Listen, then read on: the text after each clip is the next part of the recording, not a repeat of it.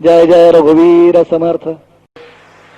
सदा चक्रवाकासी मार्तंड जैसा, उडी खावितो संकटी स्वामी तैसा. हरिभक्तीचा घाव गाजे निशाणी, नुपेक्षी कदा रामदासाभिमानी. त्याचं हिंदी भाषांतरच आहे. चक्रवाक स्मर विष्णू आए, संकट उसका नष्ट कराए. भक्त स्मरे वह उतरे अवनी, राम प्रभु है दास अभिमानी. सदा चक्रवाकासी मार्तंड जैसा. भाषांतर करताना चक्रवाक स्मर विष्णू आहे म्हणतं. ते म्हणण्याच्या मागचा दृष्टिकोन असा आहे की विष्णू हा जगाचं नियमन करतो. ब्रह्मा विष्णू महेश, याच्यामध्ये ब्रह्मा उत्पत्ती, नियमन विष्णू आणि विनाश शंकर महेश अशी संकल्पना आहे. आणि त्यामुळे सूर्य नियमन करतो म्हणून त्याला आपण सूर्यनारायण म्हणतो. सूर्याला सुद्धा आपण सूर्यनारायण म्हणतो. कारण जो नियमन करतो तो विष्णूचं स्वरूप मानला जातो. म्हणून राजाला सुद्धा विष्णूचा अंश मानतात. पूर्वी राजाला सुद्धा विष्णूचा अंश मानलं जायचं. कारण जो नियमन करतो तो विष्णूचा अंश, हा त्याचा दृष्टिकोन. इथं मार्तंड म्हणजे सूर्य आहे, सूर्यनारायण. चक्रवाक हा दुःखी आहे. चक्रवाक पक्षी दुःखी आहे. त्याला चक्रवाकीला भेटायचं आहे. तो तिला साथ घालतोय, ती त्याला साथ घालतीय. पण दोघे एकमेकाकडे येऊ शकत नाहीत. कारण रात्र झाली की त्यांना काही दिसत कळत नाही, ते गोंधळतात. आणि त्यामुळे त्याच्यामागची कल्पना अशी आहे की ते सूर्याचं स्मरण करतात, देवाचा धावा करतात. आणि त्यामुळे सूर्य प्रकट झाला की त्यांना सगळं पुन्हा सुविहित होतं. आणि मग ते एकमेकाला भेटू शकतात.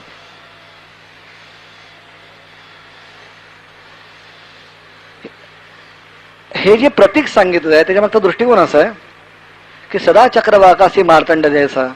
चक्रवाकांनी स्मरण केल्यानंतर सूर्य प्रगट झाला की त्याचं दुःख नाहीसं होतं. म्हणजे चक्रवाकाचं दुःख नाहीसं करायला सूर्याचं प्रगटीकरण पुरेसं असतं. तो प्रगट झाला की त्याचं दुःख नाहीसं होतं.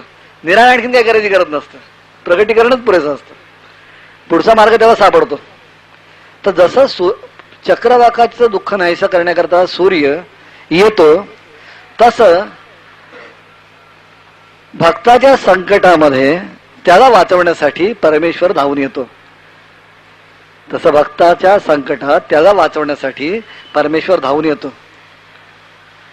चक्रवाकाच्या साठी जसं सूर्य येतो तसं भक्तांच्या दुःखासाठी परमेश्वर येतो. प्रभू रामचंद्र येतात. आणि हरिभक्तीचा घाव हा कसा असतो, तो निशाणावरती असतो. याचं भाषांतर करताना काही काही लोक निशाण म्हणजे नगारा असं करतात की हरिभक्तीचा घाव गाजे निशाणी. म्हणजे याचा डंका साऱ्या जगामध्ये असा आहे की हरिभक्तीचा घाव हा निशाणावरती असतो. पण मला असं वाटतं की हरिभक्तीचा घाव गाजे निशाणी, निशाण म्हणजे टार्गेट, लक्ष. तर हरिभक्तीचा जो घाव असतो तो बरोबर लक्षावरती जाऊन बसतो, इकडे तिकडे नाही बसत. परफेक्ट तिथंच जाऊन बसतो, योग्यरित्या तिथंच जाऊन बसतो. म्हणजे जिथं दुःख आहे, जे संकट आहे, त्या संकटाचा नाश करण्याकरताच हरिभक्तीचा गाव योग्यरित्या जाऊन बसतो. आणि म्हणूनच दुपेक्षी कदा रामदासाभिमानी. अंधार घालवण्यासाठी अंधाराशी लढायची गरज नसते. अंधार घालवण्यासाठी अंधाराशी लढायची गरज नसते. तिथं फक्त ज्योत लावण्याची आवश्यकता असते. तिथे ज्योत लावली की आपोआपच अंधार नाहीसा होतो. त्यासाठी निराळ करायची गरज नसते. सूर्य उगवला की अंधार आपोआपच जातो. त्यासाठी सूर्य असं धक्के मारत बसत नाही, हे जा आता मी आलोय, तू जाऊ नको. जसं सूर्य उगवला की अंधार नाहीसा होतो, जसं ज्योत पेटवली की अंधार काळोख नाहीसा होतो, तसं परमेश्वराचं प्रगटीकरण झालं की दुःख नाहीसं होतं. आणि म्हणूनच चक्रवाकाचं दुःख हे सूर्याचं प्रगटीकरण नाहीसं करतं, तसं रामरायांचं दुःख हे भक्तांचं दुःख नाही, रामरायांचं प्रगटीकरण हे भक्तांचं दुःख नाहीसं करतं. त्यासाठी काय करण्याची गरज आहे? तो जसा चक्रवाक हा सकाळ होईपर्यंत सूर्याचं स्मरण करतो, तसं भक्तांनी परमेश्वराचं प्रगटीकरण होईपर्यंत त्याचं स्मरण करण्याची गरज आहे. मुद्दा काय की तसं स्मरण करण्याची गरज आहे. कारण जर परमेश्वराचं आपण स्मरण केलं तर तो येईल. आपली परिस्थिती अशी असते की परमेश्वर प्रगट व्हायला हवा असतो, पण त्याचं स्मरण मात्र करायला नको असतं. पण स्मरणाशिवाय परमेश्वर येत नाही. त्याचं जितकं तुम्ही चिंतन कराल, जितकं मनन कराल, तितकं त्याचं प्रगटीकरण हे जवळ येईल. आता कोणी असं म्हणेल की त्याला काही कळत नाही का, त्यांनी यायला पाहिजे, काही कळत नाही का? परंतु भक्तांच्या मनामध्ये असणारं जे दुःख आहे हेच त्याला प्रगट व्हायला कारणीभूत असतं. भक्तांची जी ओढ आहे, भक्तांच्या मनामध्ये असणारं दुःख, भक्तांची ओढ, भक्तांची हाक हीच त्याला प्रगट व्हायला कारणीभूत असते. किंबहुना त्या हाकेमुळे, त्या ओढीमुळे, त्या आक्रंदनामुळे तो परमेश्वर कुठच्या ना कुठच्या तरी स्वरूपात प्रगट होतो. आपल्याला असं वाटतं की परमेश्वर प्रगट होणार आहे आणि त्याच्यानंतर सगळं काही सुरळीत होणार आहे. पण तो यायच्या अगोदर जी मनोभूमिका असावी लागते ती निर्माण करायचं काम हे भक्तांचं आहे. कृष्ण येणार बरोबर, पण कृष्ण यायच्या अगोदर यादव आलेले असणं आवश्यक आहे. कृष्ण यायच्या अगोदर त्याचे फॉलोअर्स, त्याचे पाठीराखे हे त्यांनी वातावरण निर्माण करण्याची गरज आहे. कारण जर ते वातावरण नसेल तर कृष्णाचं प्रगटीकरण हे यशस्वी होऊ शकत नाही.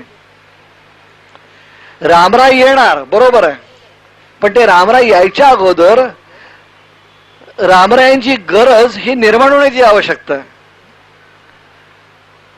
राक्षसांनी त्रास देणं, ऋषींनी तो सहन करणं, राक्षसांच्या संहाराची इच्छा प्रत्येकाच्या मनात प्रगट होणं ही गरजेचं आहे. हे ज्यावेळेला प्रगट होतं त्यावेळेला रामराय प्रगट झाल्यानंतर फक्त त्याला संयोजन करण्याचीच गरज राहते. नेत्याची फक्त गरज राहते, नेत्याची फक्त गरज राहते. बाकी सगळं निर्माण झालेलं आहे, फक्त नेत्याने यायचीच गरज आहे. हे यायची जी गरज आहे ही गरज कशातनं प्रगट होते तर तुमच्या आक्रंदनातून प्रगट होते. जेव्हा अधर्म वाढतो, यदा यदा धर्मस्य ग्लानिर्भवति भारत, जेव्हा धर्माला ग्लानी येते, अधर्म वाढतो, तेव्हा तेव्हा मी येतो. म्हणजे काय होतं तर अधर्म वाढतो आणि धार्मिकांवरती अन्याय होतो. अधर्म वाढतो आणि धार्मिकांवरती अन्याय होतो, भक्तांवरती अन्याय होतो, उपासकांवरती अन्याय होतो. आणि हा जो अन्याय होतो त्या अन्यायाची चीड जी उपासकातून भक्तांमधनं प्रगट होते त्याचं मूर्त स्वरूप म्हणजे तो अवतार आहे. त्याचं मूर्त स्वरूप म्हणजे तो अवतार आहे. तर ते जर स्वरूप यायला पाहिजे असेल तर आपलं आक्रंदनही तितकं तीव्र असलं पाहिजे, आपली हाकही तेवढी तीव्र असली पाहिजे. ते आपली हाक, ते आपलं आक्रंदन, ते आपली ओढ जर तेवढी तीव्र असेल तर परमेश्वर आल्याशिवाय राहणार नाही. कोणी म्हणेल मग आता हे 10 वर्षाची, 25 वर्षाची, 50 वर्षाची, 100 वर्षाची आक्रंदन चालूच आहे, येत का नाही परमेश्वर? कारण परमेश्वराचं प्रगटीकरण ही युगाला कलाटणी देणारी गोष्ट आहे. ही जगाच्या इतिहासाला कलाटणी देणारी गोष्ट आहे. सामान्य माणसाचं प्रगटीकरण आणि परमेश्वराचं प्रगटीकरण ह्या दोन निराळ्या गोष्टी आहेत. सामान्य माणसाचं प्रगटीकरण, जन्म, ही सामान्य गोष्ट आहे, पण परमेश्वराचं प्रगटीकरण ही असामान्य गोष्ट आहे. ही देशाला, समाजाला, युगाला कलाटणी देणारी गोष्ट आहे. आणि ही कलाटणी देण्यासाठी सुद्धा तेवढी परिस्थिती निर्माण व्हावीच लागते. शेत जर व्यवस्थित पिकायला पाहिजे असेल तर ते अगोदर जाळावंच लागतं. ते जळणं दुःखदायक जरी असलं, ते जळणं दुःखदायक जरी असलं, त्याचे चटके जरी असले, तर त्याशिवाय शेत व्यवस्थित पिकत नाही. समाजाला जर परमेश्वर हवा असेल तर त्यासाठी त्याला आगीच्या मुशीतून जायलाच हवं. त्याशिवाय ह्या गोष्टी शक्य होत नाहीत. ह्या गोष्टी सुखासुखी मिळणाऱ्या नाहीत. परमेश्वर सुखासुखी मिळत नाही. कोणाला जर असं वाटत असेल की आपण फार आरामात राहणार आहोत आणि आरामात चैनीत राहता राहता परमेश्वराचं स्मरण करता करता तो समोर प्रगट होणार आहे, तर त्याला प्रगटीकरण होऊ शकत नाही. तपश्चर्या कशाला म्हणतात? तपश्चर्या आरामात चैनीत होणाऱ्या गोष्टीला म्हणत नाहीत. तपश्चर्या म्हणजे कष्ट आहे, आणि ते जे कष्ट आहेत ते परमेश्वरासाठी घेतलेले कष्ट आहेत, परमेश्वराच्या प्रगटीकरणासाठी घेतलेले कष्ट आहेत. आणि ते जेव्हा माणूस कष्ट घेतो, उपासक कष्ट घेतात आणि फक्त आम्हाला परमेश्वर हवा आहे या भावनेने जेव्हा घेतात, आम्हाला नेता हवा आहे, परमेश्वर हवा आहे आणि त्यांनी येण्याची गरज आहे, आम्ही त्याच्यासाठी सर्वस्व द्यायला तयार आहोत, ही जेव्हा भावना समाजात निर्माण होते तेव्हा त्याच्यानंतर परमेश्वराचं अवतरण होतं. आणि जेव्हा परमेश्वराचं अवतरण होतं, जेव्हा परमेश्वराचं अवतरण होतं तेव्हा तो सर्व शक्तीनिशी तुटून पडतो आणि काय करतो तर अधर्माचा नाश करतो आणि धर्माची प्रतिष्ठापना करतो. पण हे होण्यासाठी भाजून निघावं लागतं, जळून निघावं लागतं. सोन्याचा कस हा मुशीतून गेल्याशिवाय लागत नाही. 100 नंबरी सोनं त्याशी हाताला लागत नाही. धार्मिक माणूस, आध्यात्मिक माणूस ज्या वेळेला ती उपासना करतो, कष्ट घेतो, तपश्चर्या करतो, तेव्हा अनेक वेळेला लोक त्याची अवहेलना करतात, लोक त्याच्यावर टीका करतात, त्याच्या त्यागाची खिल्ली उडवतात, त्यांनी केलेल्या सामाजिक कार्याची सुद्धा थट्टामस्करी केल्याशिवाय राहत नाहीत. कुठच्या वयात काय करताय असं सुद्धा म्हणायला कमी करत नाहीत. अहो मजा करा, चैन करा, हे कोणी तुम्हाला करायला सांगितलं असंही म्हणायला कमी करत नाहीत. घरातून बाहेर सगळीकडे तीच परिस्थिती असते. परंतु त्याही परिस्थितीत हे सगळं सहन करत करत ज्या वेळेला ते दुःख सहन करतही परमेश्वराला माणूस सोडत नाही, तेव्हा समजायचं की परमेश्वर जवळ येण्याची वेळ आलेली आहे. परमेश्वर जवळ येण्याची वेळ आलेली आहे. गुरुचरित्रात एक गोष्ट आहे. गुरुचरित्रामध्ये त्यांनी सांगितलं, ब्रह्मदेवानी 4 युगांना सांगितलं, सत्य, त्रेता, द्वापार आणि कली. प्रत्येक युगाला त्यांनी बोललं आणि सांगितलं, तू खाली जा, खाली जा आणि तू राज्य कर, तू तिथं प्रवर्तन कर, लोकांमध्ये तू जा, तुझ्याप्रमाणे सगळ्यांना बुद्धी होईल. त्यांनी सांगितलं सत्ययुग कसं होतं तर तो तपस्वी होता. सत्ययुगाला बोललं, सत्ययुगाचं वर्णन त्यांनी केलं. तो कसा होता तर तो तपस्वी होता. तो आला आणि म्हणाला की मी खाली जात नाही, कारण लोक धर्माने वागत नाहीत, अधर्माने वागतात, तर म्हणून मी काही खाली जात नाही. तो म्हणाला तसं काही करू नकोस, तू जा, काही काळ राहा, लोक तुझ्याप्रमाणे वागतील. तो खाली आला. लोकांनी ज्ञानाच्या गोष्टी केल्या, तत्वज्ञानाच्या गोष्टी केल्या, चर्चा झाल्या, आध्यात्मिक आणि आत्मिक उन्नतीच्या गोष्टी लोकांनी केल्या.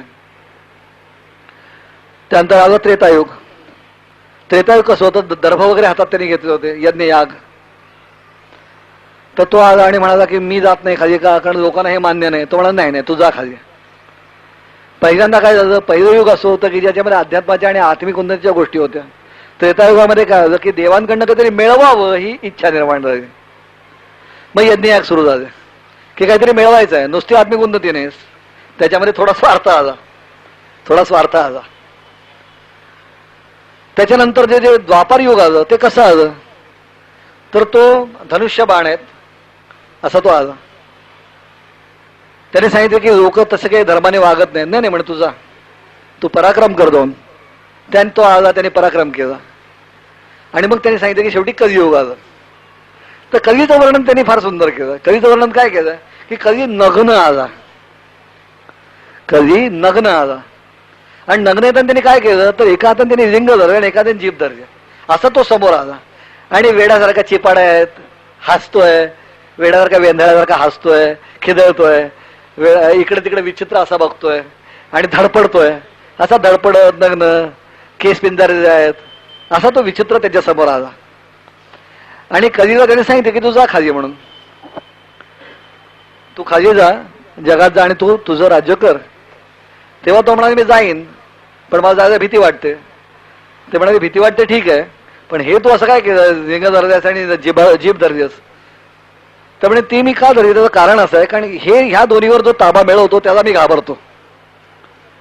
या दोन्हीवर जो ताबा मिळवतो त्याला मी घाबरतो. बाकी कोणाला मी घाबरत नाही म्हणा, पण या दोन्हीवर जो ताबा मिळतो त्याला मी घाबरतो. त्यामुळे मला भीती वाटते की ह्याच्यावर ताबा मिळवणारी माणसं खाली आहेत आणि ती मला काही सुखाने जगू देणार नाहीत. कारण सत्य, त्रेता, द्वापार ह्याच्या तिन्हीमध्ये धर्मानुनय तो होताच, धर्म मानत होते लोक. तर त्यांनी सांगितलं, ब्रह्मदेवाने सांगितलं, तशी काही तू काळजी करू नकोस, तू जा, लोक तुझ्या मागणे येतील. कारण ह्याच्यावर ताबा मिळवणारी फार माणसं कमी असतात. पण मला एक काम कर. पण तो म्हणाला, त्यांनी विचारलं कधीनी की पण हे असं ताबा असणारी माणसं तर मी काय करू. तर ब्रह्मदेवाने सांगितलं, असं एक काम कर की त्यांचा तू छळ कर, त्यांचा तू छळ कर. पण छळ केल्यानंतर सुद्धा जर ते बदलले नाहीत तर त्यांचा सन्मान कर. गुरुचरित्रातली गोष्ट आहे, गुरुचरित्रातली गोष्ट आहे. तर त्यांचा सन्मान कर. आणि म्हणून आपण पाहतो की जे जे थोर पुरुष झाले, ज्यांनी ज्यांनी इतिहास घडवला, त्यांना सुरुवातीला खूप त्रास झाला. आपण संतांच्या कथा वाचतो, लोकांनी सुरुवातीला दगड मारले, किंमत दिली नाही, त्रास दिला, छळ केला, त्यांच्याबद्दल अनेक प्रवाद उठवले आणि मग सगळं केल्यानंतर मग त्याला मानायला लागले. हा कलीचा महिमा आहे, कली असाच असतो. पण ह्या कलियुगात जी माणसं ह्याच्यावरती ताबा ठेवतात आणि आपला मार्ग सोडत नाहीत, अंतिमतः कली त्यांना शरण जातो. ही गुरुचरित्रात सांगितलेली गोष्ट. पण असं ज्यावेळेला पिढ्यानपिढ्या आचरण केलं जातं तेव्हा परमेश्वरी अवतार येतो. रामरायांनी जन्म घ्यावा तर तो घेण्यासाठी दशरथ आणि कौशल्य हवी. कोणाच्याही पुढे रामराय जन्म नाही घेऊ शकत. शिवरायांनी जन्म घ्यावा तर शहाजी आणि जिजाबाई हवेत, त्याशिवाय ते जन्माला येऊ शकत नाहीत. कृष्णाने जन्म घ्यावा तर वसुदेव आणि देवकी पाहिजे, त्याशिवाय ते जन्माला येऊ शकत नाहीत. आम्हाला कृष्ण पाहिजे, राम पाहिजे, शिवाजी पाहिजे, पण वसुदेव देवकी सारखी जर आमची योग्यता आम्ही निर्माण करणार नसलो तर ते येणार कसे. आणि ती योग्यता निर्माण करणं ही तपश्चर्या आहे. तो येण्याची भावना निर्माण करणं ही तपश्चर्या आहे. आणि ही तपस्या जेव्हा समाज करतो तेव्हा परमेश्वरी अवतार प्रकट होतो. आणि म्हणूनच सांगितलं की चक्रवाक जसा एकतानतेनी सूर्याची उपासना करतो तेव्हा सांगतो तू ये, तसंच परमेश्वराचा घाव सुद्धा तुमच्या दुःखावरती बसल्याशिवाय राहणार नाही. ती दुःख तो दूर केल्याशिवाय राहणार नाही. पण केव्हा, की जर आपली इच्छा तेवढीच प्रकट असेल तर, तेवढीच खडतर असेल तर, तेवढीच प्रयत्नशील असेल तर, तेवढी एकाग्रता असेल तर हरिभक्तीचा घाव गाजे निशाणी नुपेक्षी कदा रामदास म्हणे. जय जय रघुवीर समर्थ.